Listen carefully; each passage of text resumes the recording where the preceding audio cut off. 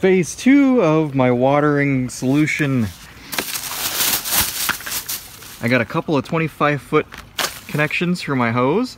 I've got 3 50-foot hose sections, and now I've got 2 25-foot hose sections, and I'm going to be linking these together with a couple of rotor sprinklers. So I got these.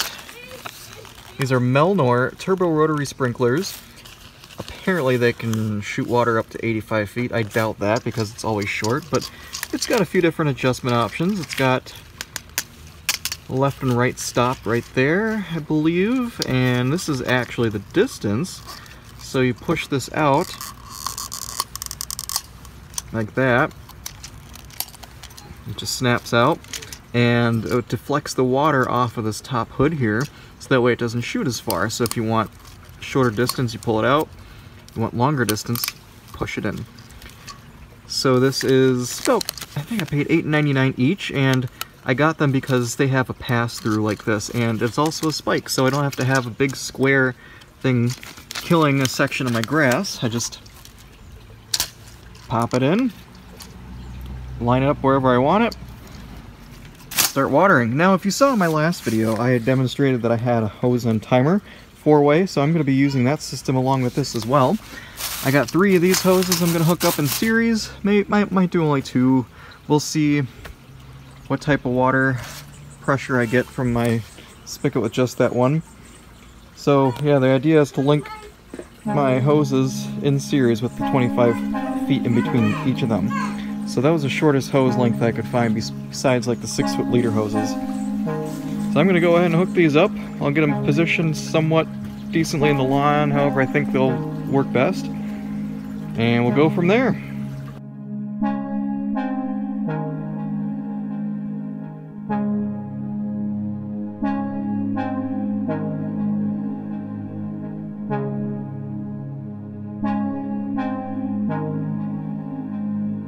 So I wanted to see how the performance would be with just one hooked up right now, so I took my timer off just for the time being, testing. Let's crank that up. I just have one 50-foot extension hooked up right now.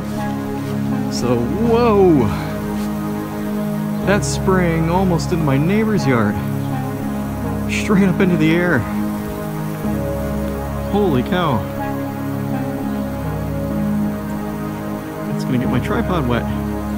Stop! Okay, we have to adjust that. I don't know what the stop is. Ah! No!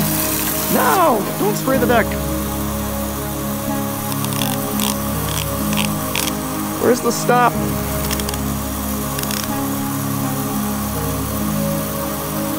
Yikes. Okay, maybe 2 of these will cover the whole area. Oh no!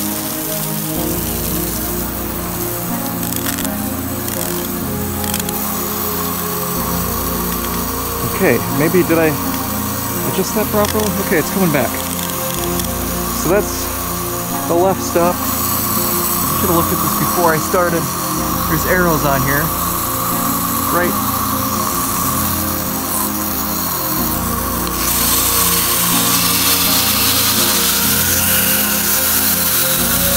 I'm getting sprayed.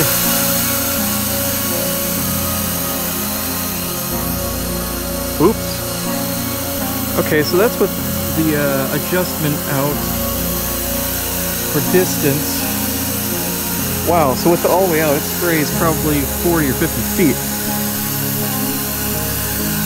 So I broke up the pattern just a little bit with that thing that comes out. Yikes, I can move it even further this way, right alongside this corner here. So now I know this thing puts out some serious pressure. So what I'm going to do is make some finer adjustments here to the sprinkler pattern left and right. Move this over to here probably. And then I'm going to hook up a second hose and see if that affects the spray distance, which I'm sure it would. So, stand by. Well, with that sprayer set all the way up as far as it was, I was watering my plants up here pretty much. If you can believe it. Yep, I definitely need to back that down a little bit. I should not be soaking my deck and the side of my house. Next thing I'm going to show you is how to connect these in series. So you know, I've got these two hoses laid out like this, and like I showed you with this particular type of sprinkler, it has a plug on the end here, so it actually has pass-through.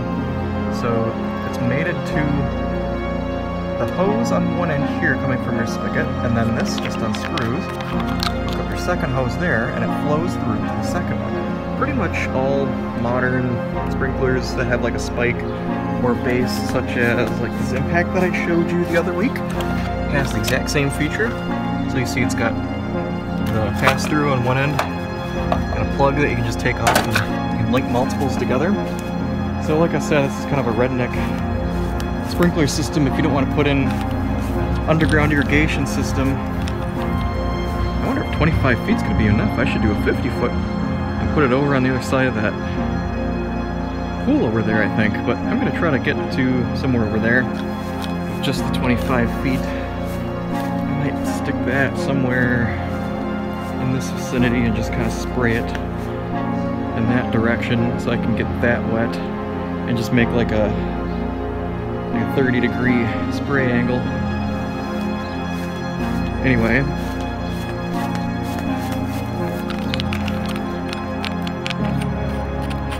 let's see if I can do this one-handed and show you how it's done. You know, this $16 hose that I got, surprisingly decent. I mean, it's flexible at, you know, 78 degrees that it's at right now, but it's like cold water and cold temperatures, I'm sure it gets really stiff. It's not nearly as flexible as my Flexzilla. Which, by the way, guys, if you're looking for a killer hose, Flexzilla, there's nothing better like it. Still kinks from time to time. Keep that in mind, it's not perfect. Even though they claim it is, I have yet to find a hose that's 100% kink-free. Alright, I'm going to save this. Put it in my pocket so I don't lose it. Just in case I want to cap one of the ends here, so I'm going to try to route this. Maybe it'll be easier if I use the tripod for this again. So anyway, I'm going to route this over, hook up the second one.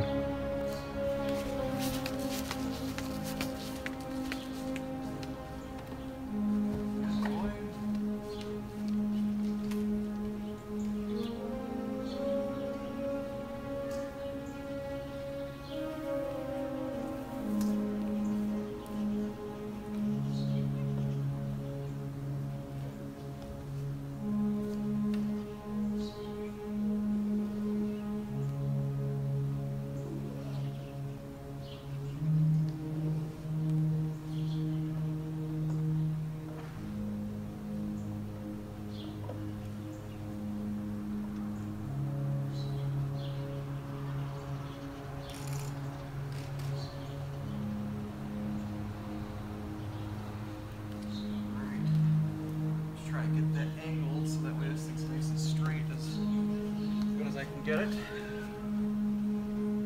Route it around my deck posts. It's gonna be kind of ugly here in the corner. If I had a 50-footer, I could probably run it further. Testing purposes, I can hook the 25 and 25 together.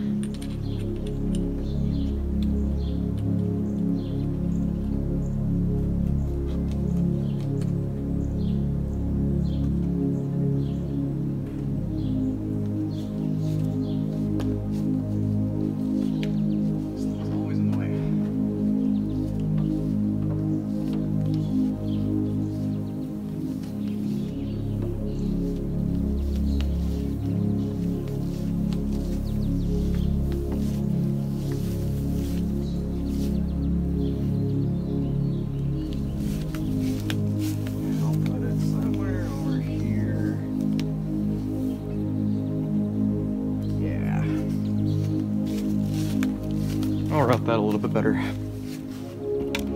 more or less try to snake it behind there. I gotta get a better layout, but it'll work for now.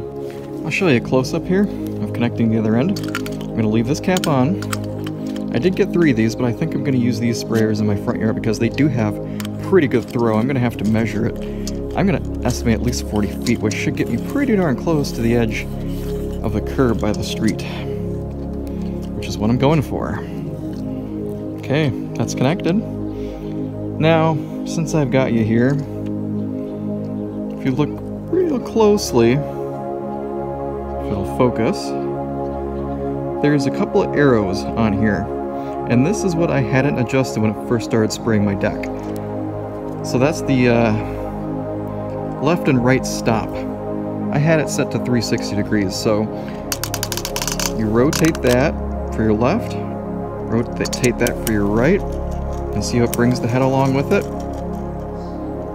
Because that's the full stop right there. So that is the right stop as far as it'll go. If you bring it back that way, it'll rotate. See that? It doesn't click when it's pushing the head with it, because it's the right stop all the way. Yeah, it's about 60 degrees or so. We'll start there. And then this hood, you pull that out, and basically it deflects the water off the jet here, hits this, so that way it doesn't shoot straight in there like a giant stream like you saw at the beginning. I'll put it out about halfway and start there, and then I'll spike it in the ground. We'll turn it on, we'll check the coverage. Okay, I've got both hooked up, and you can kind of see I had to adjust it a little bit again because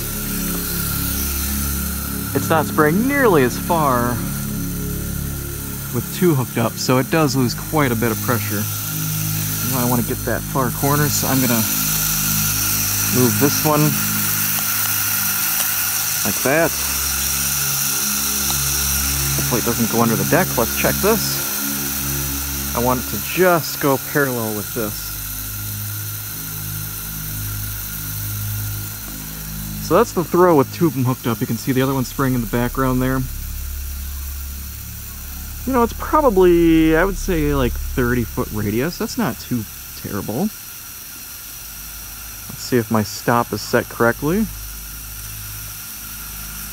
Not bad at all. I might give it 1 or 2 clicks.